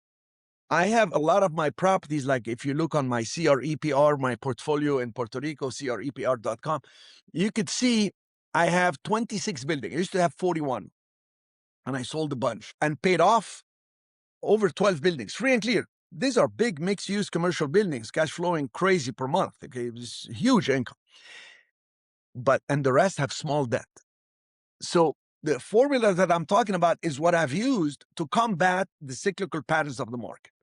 And I've also used an area that has traffic that comes from cruise business. Cruise is growing. You want to be in the right location with the right cash flow, good liquidity, good reserves, and have different plans to be able to survive. And by the way, also the final point was the diversification. You have to be diversified. Don't put all your money in one building in one location. I have stuff going in California. I have stuff going in Puerto Rico. I have different business models. So we're diversified by location, type of asset, and style of investing.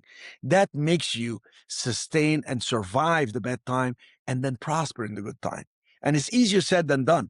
I mean, in San Francisco, I got caught with a couple properties and it was not pretty at all. But we maneuvered by having the extra liquidity, the cash paying down, and all this, and survived it to finally cash out. That brings me to my next point. What investors should be cautious about? They should be cautious with the loans and the loan terms. They should be cautious with the purchase price. And most importantly, the structure of the terms of what they're doing. Whatever you get into, people, I can tell you as a trainer, I've trained people for 25 years. I have a huge database of students.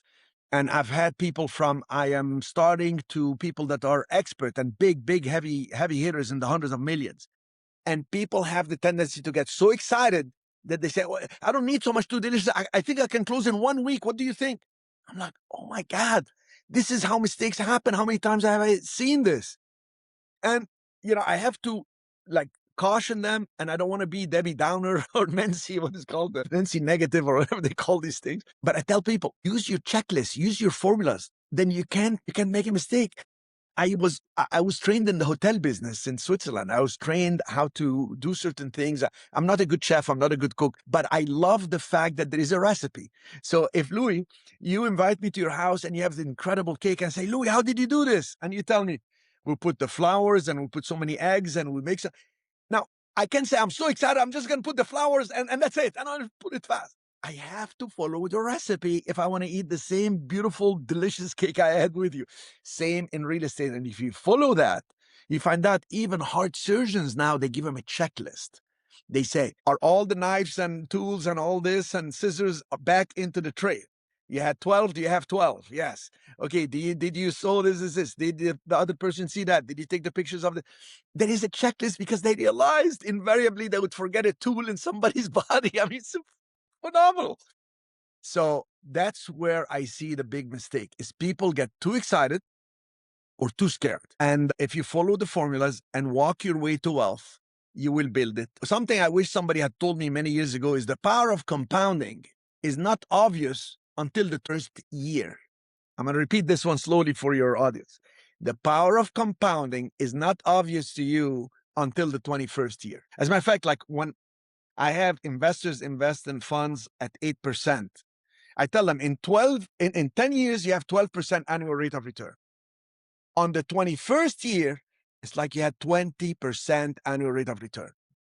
So if you love your loved ones and you love your kids, you know they're going to do better than you because you're doing better than your parents. And my parents have done better than my grandparents, etc. It's just life, the way it is. But you want your kids to always do better than you. Put some money aside, put some buildings aside for it to compound for them, to make their life a bit more tolerable so they don't work as hard. I mean, I worked so hard. If I tell you how hard I worked in the first 40 years of my life of being so immersed in this, people say you're exaggerating, and I'll be downplaying it. But that's the game. And if you take it as a game, you won't stress, you'll enjoy it. And the essence of the game is to be creative, to be playful. So when there is a problem, you're not inside, you're outside looking at it, thinking of solutions. Then you become your own best advisor. And with that, I think you can survive anything by thinking, what's the best thing about this problem? How could this be the best thing that happened to me? Your mind all of a sudden is like discombobulated, but it starts giving you, well, maybe you take it to your advantage by doing this. Maybe you can renegotiate that. And it may be just the best thing ever. I think it's very interesting when you talked about the power of compounding. It doesn't really happen until 21st year where you really see. Yes. I believe it was Einstein that said it's the eighth wonder of the world. And Yes. I don't know if you've ever tried this, but some people would ask you, would you rather have $1 million in cash or one penny compounded every day over 30 days? And everybody's like, I want $1 million, right? But if you took one penny and take this on the calculator and compound it every single day, second day you get 2 pennies, third day you get 4 pennies, next day you get 8 pennies, right? And if you do it over Yes. 30 days, I believe you have $4 million. Unbelievable. Amazing. Isn't that amazing? From a penny. From a penny. Yeah, I'm totally with you that if you understand the power of compounding, you will not be so anxious trying to beat time all of a sudden. Time becomes your friend. And one of the best ways to have a good building, one building can change your life, one deal. My first deal that was cash flowing, I realized, oh my God, I don't need any more of this because the rent was going to go up, etc. And then a second deal popped up. I did it. I said, oh my God, now I have 2 deals. I can pay off this other debt. I can do this. And then I realized the more I do, the less effort it takes from me. And over time, life will get better. But then I wanted to teach. I was really passionate about that. So I got into teaching, which it's amazing how in life, the more you give, the more you get. I didn't give knowledge and all this to get. I gave out of faith and wanted the best. And what happened is people started saying, "Can I invest with you?" So I set up a fund. "Can I do these with you?" We did joint ventures. "Can I bring you the deals? Can I?" And every time I thought, I'm so smart with the way we have it. 2 years later, I look back, I wasn't smart at all. I could have done it better for a bigger win-win. Sharif, let's talk about your educator side. This is Yes. exciting. Yes, You've sir. also spent years teaching investors. You have thousands of students. Why did you decide to start educating people about real estate? So when I worked for a billionaire, what happened is I was working. I wanted to become a hotel general manager quickly, so I was working at the Century Plaza Hotel in Los Angeles. I was a management trainee, and this is back in the early '80s. And I was very young. I was barely finishing my teenage years, early 20s. A hotel guest in the name of Edmond Bessari stopped me in the hotel at the Century Plaza Hotel. This is in Century City, Beverly Hills area. And he said, "Sharif, I've noticed you work here from 6 a.m. to like 12 midnight. What's going on with you? Why are you working so hard?" And I said, "Sir, I don't know if you noticed. I have a golden name tag. That means they identified me as a potential general manager. If I work 10 to 12 years hard, I may make it." He looked at me like, "Are you nuts?" He said, "Sharif, I'm looking for somebody like you with your enthusiasm and energy. I see you working around the clock. People respect you. You have energy. You just always smiling. You remind me of when I was young. Why don't you come and work for me?" I looked at him and said, "To do what?" I knew he was very wealthy. I knew he was very wealthy because he had a Rolls Royce designed by Pininfarina, the designer for the Ferrari factories in Italy. He flew him to the factories of the British factories of Rolls-Royce to make a special Rolls-Royce Camargue and had it shipped to California, approved by the California smog system and all this, to be parked in the hotel. So when he comes to the Century Plaza, he can drive his Rolls-Royce Camargue himself. So I knew he was wealthy because I knew cars, and I would see him and I would talk to him briefly. So he said to me, "I see you with a lot of potential. What I want you to do with me is to handle my real estate. I travel the world. I want to now slow down. I want to spend." He bought a yacht called the Azura on the southern coast of France. And he said, "Look, I'd like you to do the real estate for me." So instead of getting excited, I got scared. And I said, "Sir, I thank you for your trust in me, but I don't know residential real estate to do international commercial transactions." He held me by my shoulder. He said, "Sharif, you're at the right place at the right time. Just say yes." So he's still holding me, and I said, "Yes, I'll do it." I had faith in God, I had faith in him, and in myself. And he said, "Okay, I got your full name from the name tag. I've seen you here for so long. When are you off?" I said, "Tuesday and Wednesday." He said, "I'm going to go to the lobby in a few minutes. I'm going to get," because we had travel agencies in the lobby, "get you a flight, meet me in New York." He had like a couple floors at the Trump Towers. He knew Trump very well. And he said to me, I want you to meet me there. We're going to talk about what I'm going to throw at you to see if you can handle it." And I left. Was still standing there in the lobby. He went, took the escalator down, and I started thinking, does he have benefits? So I ran to the escalator, "Mr. Bay, sorry," but he didn't hear me saying, "Can you imagine what I said? Benefits? What are you talking about?" So I ended up working for him for so many years, and I learned so much. And then literally 8 years later, I had done a deal for him in Martinique where I put a deal that was $1 million land, and I'm rounding the numbers here, oceanfront. He called me from Paris and he said, "I need you to go to this person, get a cashier's check from Chase Manhattan, go offer him 100,000 non-refundable to have an option on the land to close in 6 months. When you finish that part, call me no matter the time." So I was young. I was in my 20s. So I'm not saying to myself, "I'm too young. I don't know what he means," and all this. I would call Leventhal and Horwath in Chicago because they were handling accounting. I said, "What does he mean by tax increment financing? What does he mean by option or the terminology?" I was lost in the terminology. I flew in, got the deal under contract, put it under contract, called him. "I have it under contract." He said, "Talk to these people in the government there and do the tax increment financing." So I went, I told them, "What kind of tax benefits you have?" They said tax credit. I called it back. I said, "They will give us 40% tax credit." That means we buy the land, we build the hotel. So let's say the total $1 million for the land, hotel development cost $9 million at that time. So we have a $10 million building. They'll give us back $4 million credit. That means we can sell it to a bank. Why? Because it helps the economy in Martinique. It helps the economy over in Jamaica or whatever in the Caribbean. Actually, till now, there are amazing opportunities. So when I called him back, I said, "We have the 40% tax credit." He said, great. Now go talk to Holiday Inn, Marriott, and this, and let's sell it to them. I said, how much do you want? And he said, we want this. So I went and I made the deal. He literally walked away with $9.9 million profit. I put the whole deal together. The property that Marriott ended up taking, Marriott wanted to build something like mega deal, mega resort. And at the time they were starting timeshare. Well, timeshare had started like a couple of years before, but it was so profitable for Marriott. They offered me first $5 million when I met with them in Utah, and I didn't want to call him. I said to them, "It's not good enough. I'm going to go talk to somebody else." And they said, "Give us a minute." And they came back and made the offer 10 million to take the land because the tax credit. And they knew they can build not one, but like two mega things, like something for 30 million. And to get that credit back was like they got it for free. It was unbelievable. So when I went, and we were in Wisconsin because he owned the Olympia Resort and Spa. So I went back to meet with him. And he said to me, I said, Mr. Besari, here's the deal, and it's done. And he said, okay, this is fantastic. And I was having dinner with him.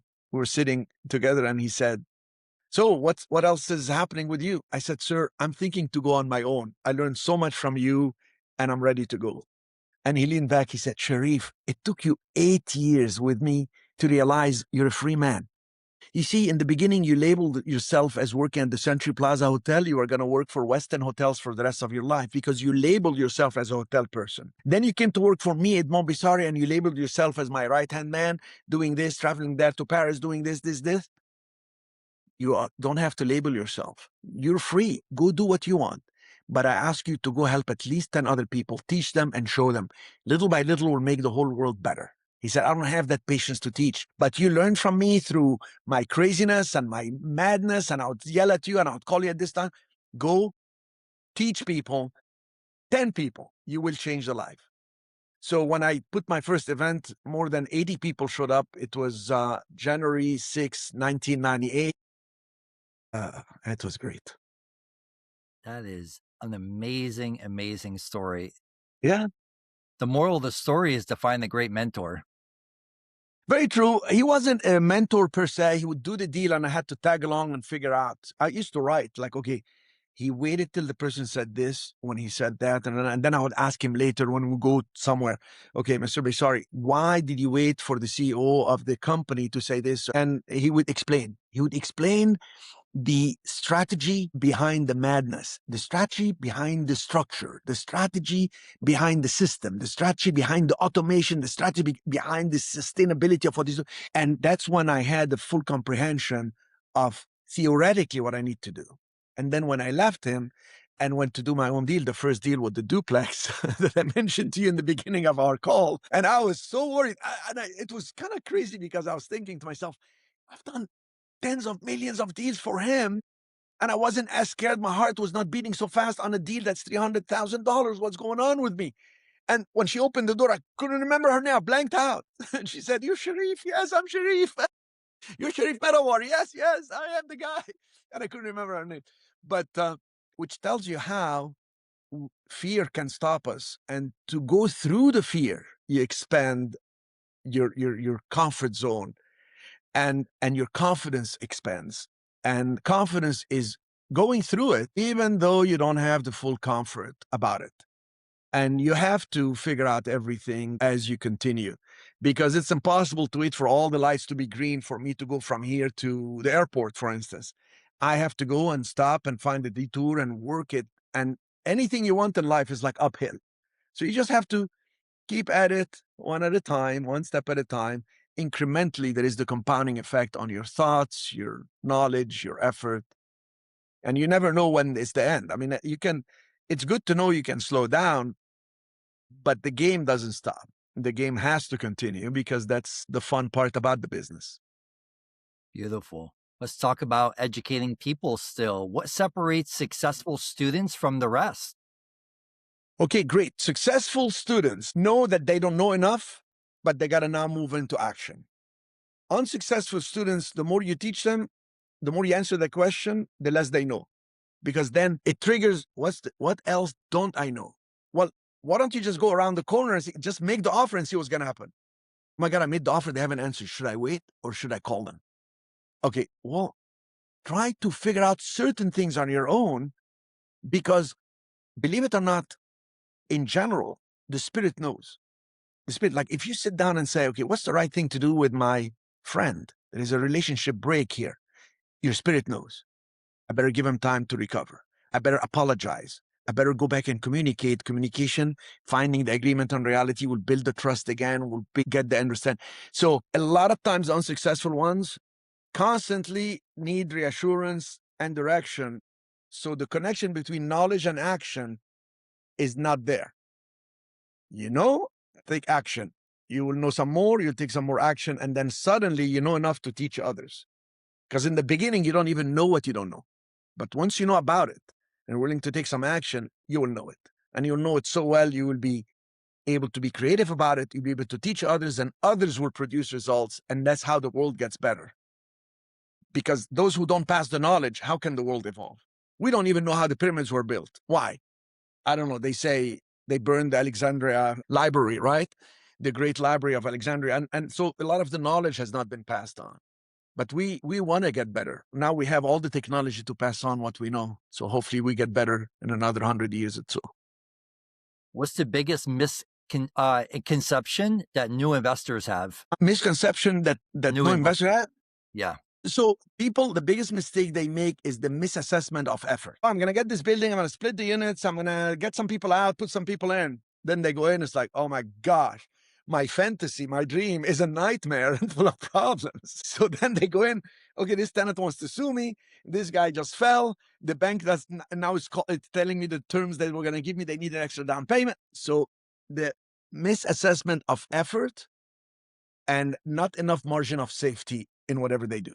So the safety factor, if you misassess the safety or the effort, it's going to create either more risk or actual more work.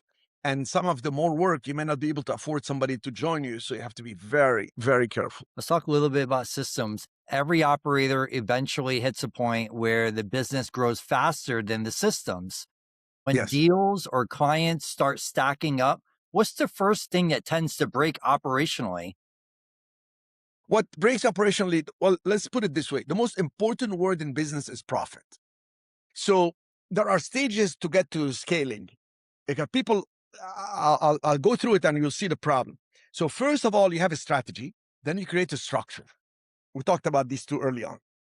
Next thing, now you have to have a system. A system is some steps that you take that give you a predictable result. So if you have the actual strategy and you have the structure, say real estate fund, you buy and sell buildings and rehab them, whatever. You create a fund, that's your structure. And now you have a system. Where is the money? You put it deployed this way, you get the loans this way, and the team does this. The problem is as soon as they have a system, everybody wants to scale. I want to go to market share that's bigger. I want to go to the critical mass. Okay, well, you forgot one step in the middle called automation. Automation is you stepping back to have a team, tools, technology, training, where these people are going to fend you off from the problem because now your knowledge is multiplied, your unit of time is multiplied, your effort is spread over a bunch of people. So this one can call on the tenants, this one can handle the legal stuff, this one does the accounting and all this. You're not a one woman or one man show anymore. So that system to scaling, you got to have the automation. Once you automate and you can step back and the system works through the automation, that's when you scale. If you, like you said, you're growing faster than what the plan was, you need to slow it the heck down because you're going to lose total control, and control equals money. So that's when I slow it down. Actually, my real estate fund, I kept everything at 100 million in assets. When we went over, I started selling assets. In my personal portfolio, when I had over 41 property, went over 100 million. We sold, went under 100 million. So why? Because I want that scale that makes me comfortable. Everybody has certain capacity and I like to take time off. Unfortunately, I lost my wife 5 years ago. So I did not. I had to spend time with my kids. They were too young. And if it wasn't for real estate, it wouldn't have allowed me the time to be with my kids. They were 13 and 14. And it was difficult time. But because I actually had structured things with the automation, I was able to be with them. So the scale happened. And once you have the scale, you look at the sustainability. How can I simplify to sustain and then pass it on to the loved ones? Amazing. Let's talk a little bit about AI and technology. All right. Yes, Our yes. show is called the AI Edge Podcast. So Yes, yeah. we always ask our guests about technology. From your perspective, Cherif, as an investor and a fund manager, where do you see AI technology helping real estate investors the most? I like AI a lot because you can do some research with deep dive. Like, for example, I did some research about a transaction where they wanted to buy a package of my own properties at 70 million, telling me we're going to put so much cash, take over a loan this way, and do a standby letter of credit. And I said, who is the bank? They said, so I went to research on the internet, the bank, nothing came up really important. So I said, oh, I'm going to check on AI. And you have Grok, you have Gemini, you have Claude, you have all this. So I checked. And because AI does a deep dive, I was able to extract some information about that bank that I couldn't get on the internet normally. That saved me. And number two, sometimes you have some tax rules. So you say, what if I actually roll my money and do it this way on 3 properties? Would that fly?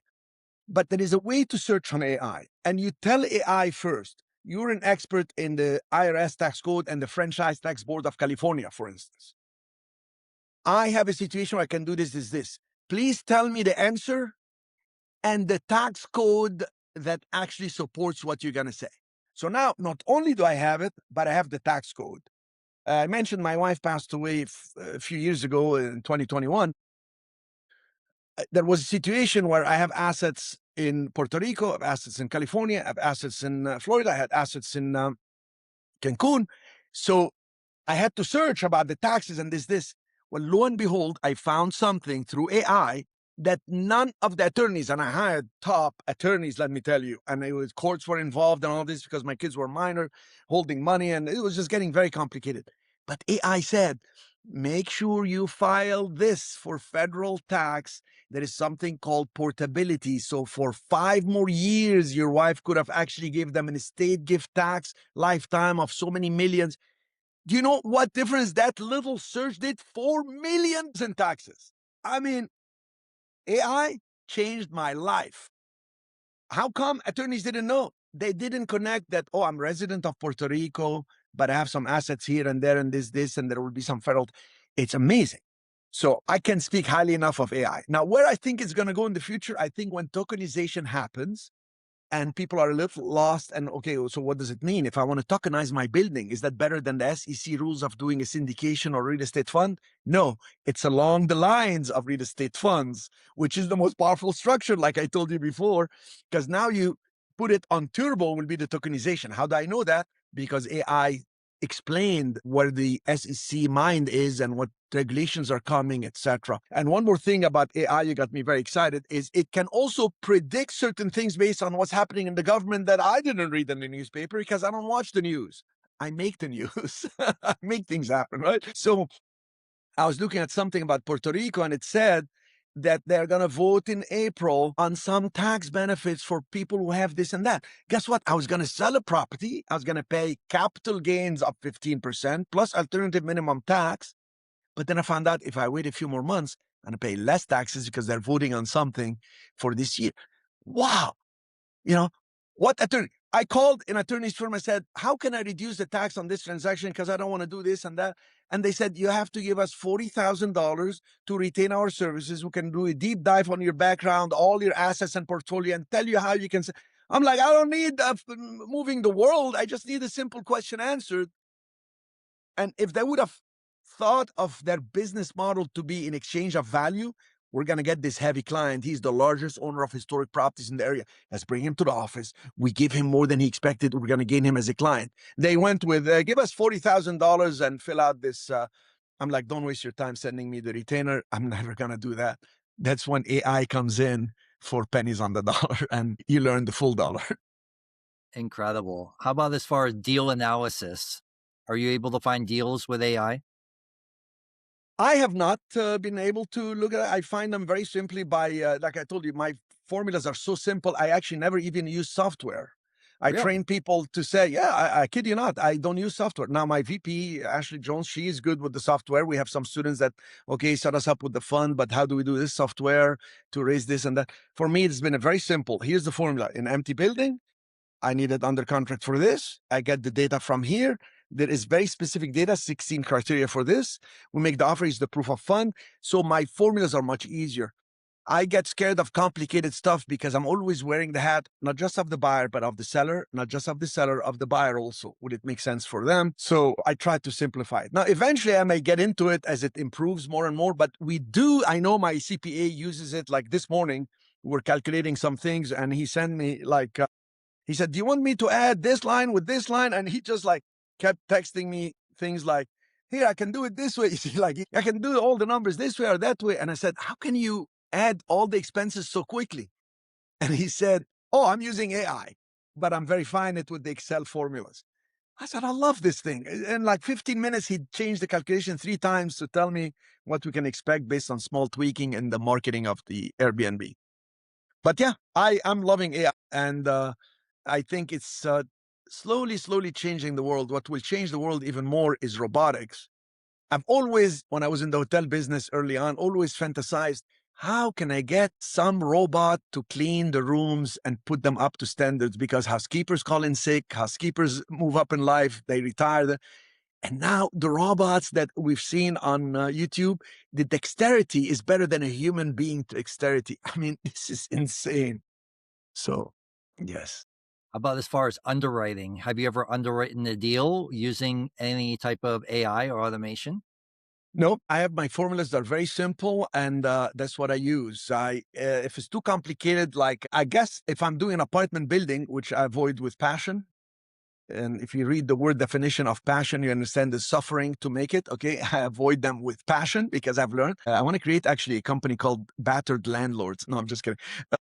Anyways, if I would do that, I would advise people doing it to actually check on AI what's the 2 bedroom, 2 bathroom rent in that zip code.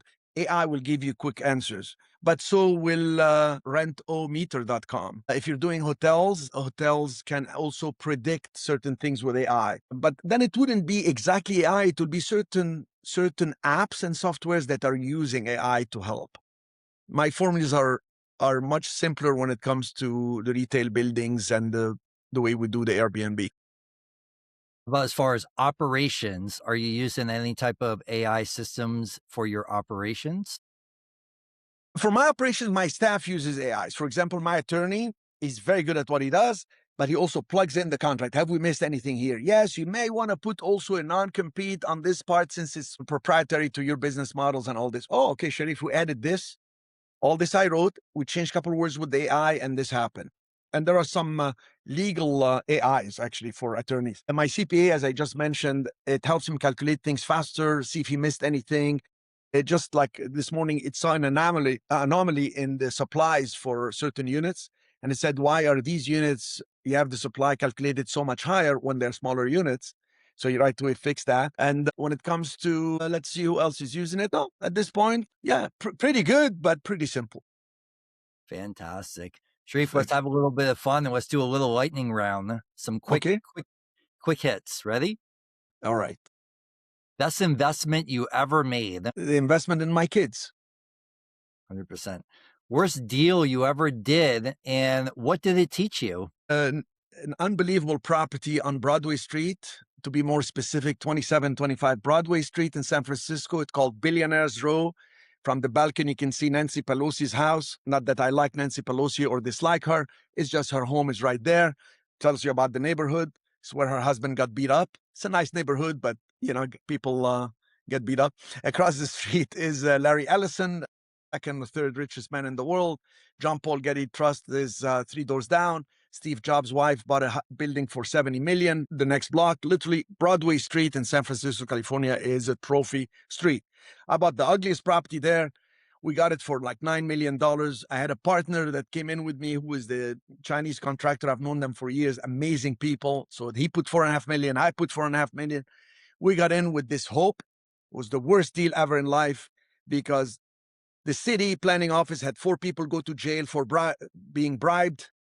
So the city planning office took forever to give us permits. The neighbor wanted to say he doesn't want any noise, and we're encroaching on his rights for peace.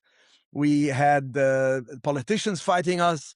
We had all kinds of things. And finally, after we got all what we wanted, a historic society said, hey, don't change the facade. It was just a nightmare after nightmare after nightmare. But you know what's good? What I learned is, first of all, don't go up against the politicians, especially if they're crooked.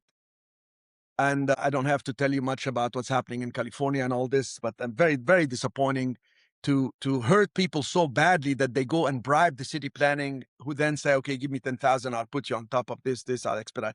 Just so bad. And don't lose the relationship with the people you have. What is amazing is my partner and I, despite the losses on this deal and how we got delayed, we're coming out good. Thank you God. It was a miracle because we kept getting lowballed. We kept the relationship. It's very civil, very kind man, and his team, his wife, and his partner. He had another partner also. So we kept the relationship, which is more valuable than a building. You can always replace that, make it up for another building, and just really, really avoid going for the kill for the high end. Because just to give you an example, we bought it for 9. We're going to rehab it for less than 8 million. And it was going to sell no less than 45 million, 50 million. So it was a huge upside. We got too excited. We did the due diligence. We had it appraised 3 times. We had the banks, 2 banks bid on it. The banks got other appraisals. They didn't even believe the numbers because they were the Texas bank and whatever. The California bank said, oh, we're all in on this. We paid everybody the way we're supposed to, and the banks and all related expenses. But we learned a big lesson. Big, big, big. Just stay with the critical mass of the prices in a market. If I'm in the Midwest and the homes sell around 500,000, let me stay there. If I'm in San Francisco and the homes sell around 2.5 million, stay there.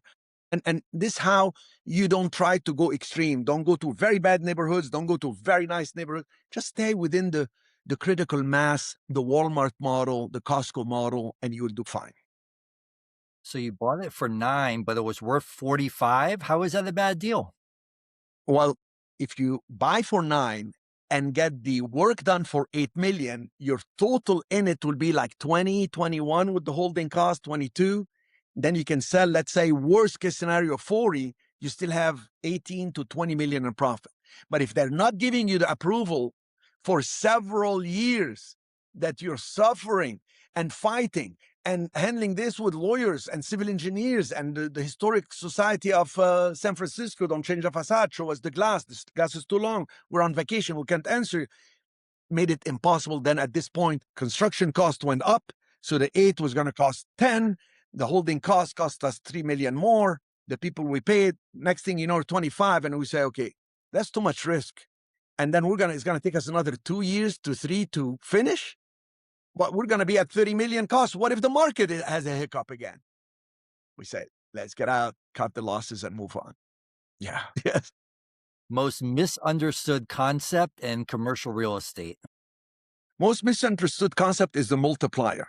The multiplier is, I'm going to bring a tenant who's going to pay 60,000 a year. That 60,000 net income will make the building worth 1 million. It's not going to be 10 times. It's going to be 16 times that net income. And it varies from apartment building to storage facilities to retail tenants with corporate guarantees. Which is best? Retail tenant with corporate guarantees. Which is the worst? In my opinion, apartment buildings. Why? Too many moving parts, too much to manage. You put the management company, they're managing another building, they bring the money there because they have a bigger commission with the owners there. So understand the multiplier, you'll understand how to make a lot of money in a lot less time. The habit that made the biggest difference in your success. The habit of actually writing things down. So I know I add mass to what's in my head. It's out on the paper. Last night, for instance, I wrote my 40, I have always a very heavy schedule. I wrote my 40 urgent things that I need to handle in the next 30 days. These are like mega things, like through attorneys and stuff. But once I write it down, it becomes my mission to tackle this. So you have what I call the daily interruption, the stuff that comes up daily, and you have the to-do list. Most successful people don't have the habit of balancing both. Actually, a lot of people just wake up and handle what's happening during the day. They go to the job and they handle what's happening on the job. I've seen that in the hotel business. I used to handle what's happening in the job, and I had my to-do list to improve my present condition in life. Like an average, ordinary individual in the United States of America, the greatest country ever, when it comes to opportunities and everything. They do the job, they take off on the weekend, They don't have other goals other than to do a great job. Is that bad? Not bad. But that's not going to get the person to be a millionaire. And then a million is going to make millions upon millions. So that's the difference. That's a habit. Write it down, go after it. No matter how many interruptions, stay longer, come in earlier, get some people to help you, but make it happen on another level, not just what's happening. I love it. I read that Steve Jobs used to take his 24 hours and he would put down 5 things that he needed to accomplish in that entire day. And those 5 things needed to get accomplished before he ever went to sleep. And it was each and every single day. And I actually had that habit where I write that down every single time and I make sure that I'm always moving the needle and making sure that I'm getting those things accomplished, which is going to help me to accomplish more in life.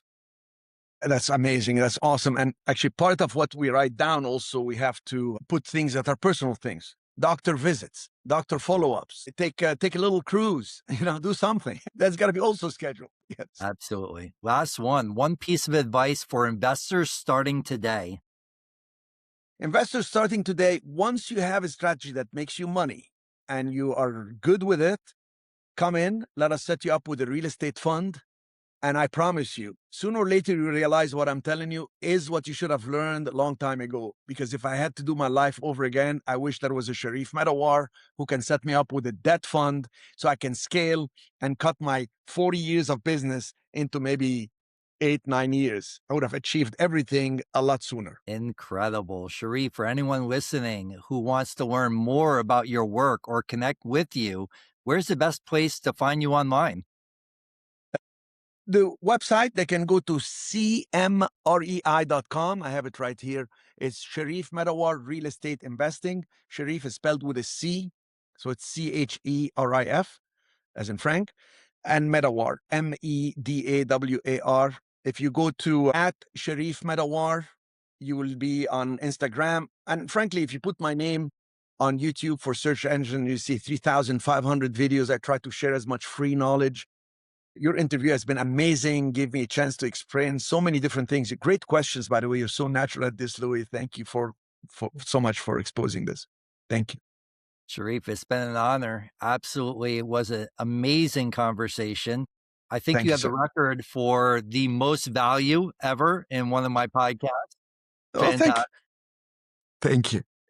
I appreciate you sharing your perspective on deal structuring, capital strategy, building wealth through commercial real estate. For everyone listening, if you found value in this episode, share it with another investor or operator who wants to understand the real estate mechanics of building wealth through commercial real estate. Cherif, thank you again for joining the AI Edge podcast. I truly appreciate it. Thank you, sir. Thank you. Much obliged. Thank you.